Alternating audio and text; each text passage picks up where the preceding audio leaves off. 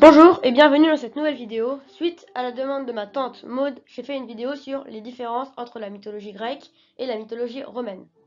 Les Romains ont un peu copié les Grecs en changeant les noms, comme par exemple les trois grands, les trois fils de Cronos, Zeus, Jupiter, Hadès, Pluton et Poséidon, Neptune, puis les filles de Cronos, Hestia, Vesta, Déméter, Cérès et Héra, Vénus, puis les enfants de Zeus et Héra, qui sont des dieux, Arès, Mars et Héphaïstos, Vulcain.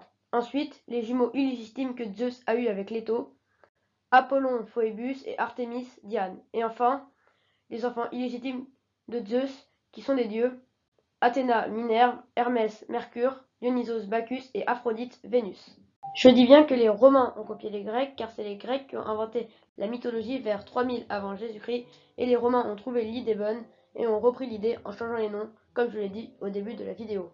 Mais il y a un certain Tite-Live qui, quand il écrivit l'histoire de Rome, bon, il y connaît rien vu qu'il a vécu aux alentours des années 0 et que Rome était fondée en 753 avant Jésus-Christ, enfin bref, quand il écrivit l'histoire de Rome, eh ben, il fait la liaison entre la mythologie romaine et la mythologie grecque.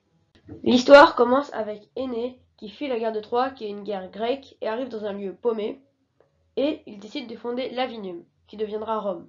Son fils Ascagne, dit Lul, agrandit la ville et lui donna un nouveau nom, Albe la Longue. 10 générations passèrent jusqu'à Romulus et Rémus. Dans Harry Potter, le personnage de Rémus Lupin est inspiré de ce Rémus-là, car il a été retrouvé par une louve et que Rémus est un loup-garou. Je ferme la parenthèse. Puis Romulus tua Rémus, mais c'est une autre histoire, et Romulus fonda Rome. Voilà la liaison entre la mythologie grecque et la mythologie romaine. Sur ce, j'espère que cette vidéo vous a plu, j'espère vous avoir appris quelques petits trucs sur la mythologie grecque et la mythologie romaine. Je vous dis à bientôt pour une nouvelle vidéo, et je crois que la vidéo est terminée.